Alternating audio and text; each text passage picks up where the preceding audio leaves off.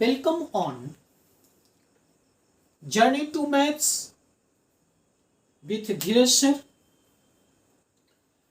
Today I am here with the syllabus class 11th. But before introducing this, I want to tell कि मैं आज बहुत खुश हूँ कि आप सब मेरे वीडियोस को देख रहे हैं और कुछ स्टूडेंट्स मुझे पर्सनली ये बोले कि sir I want you teaching class 11th together with 9th and 10th. सो आज से मैं आपके रिक्वेस्ट पर क्लास 11th के लिए वीडियोस बना रहा हूँ. Apart this, now let's discuss the class 11th syllabus 2021-22 which is on your whiteboard. Syllabus 2021-22, this one is serial number, units and marks. Serial number 1, sets and function. Marks 23. Second units algebra 30 marks. Third coordinate geometry 10 marks. Calculus 5 marks. But this chapter is very important for class 12th.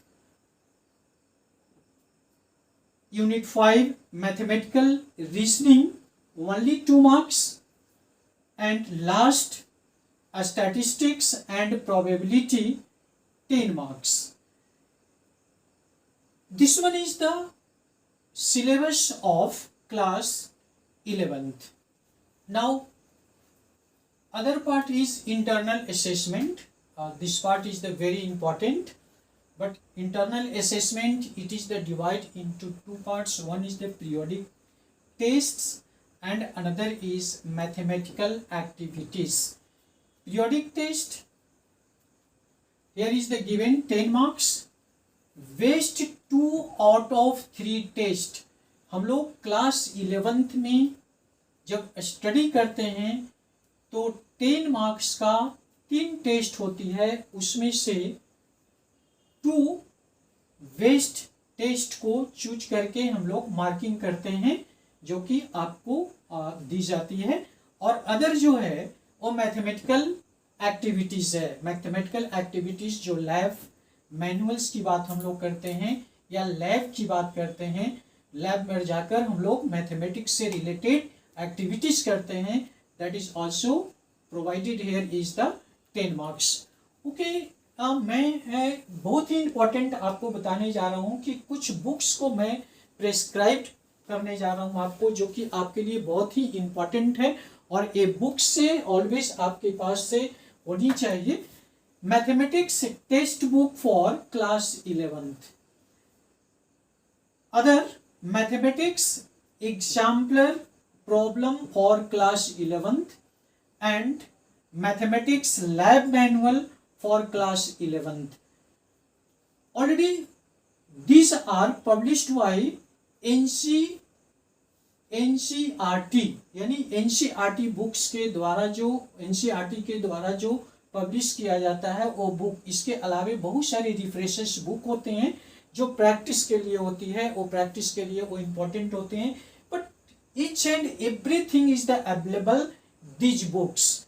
ये books में सभी कुछ available होते हैं और उसको practice करने के लिए हम लोग अदर बुक्स को रखते हैं और उससे हम लोग प्रैक्टिस करते हैं, जिससे कि हमारा बेटर मार्क्स आता है.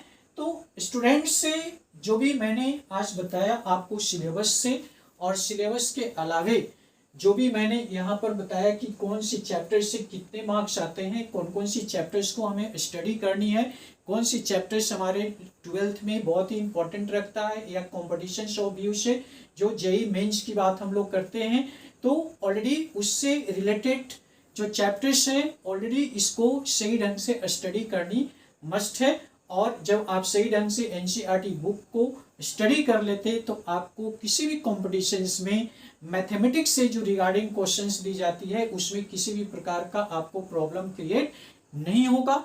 तो हम समझते हैं कि आपको ये सही ढंग से समझ में आई होगी हमारी बातें। इसके बाद हम लोग नेक्स्ट वीडियोज में मिलेंगे जब हम लोग चैप्टर्स को स्टार्ट करेंगे। Thank you, God bless you.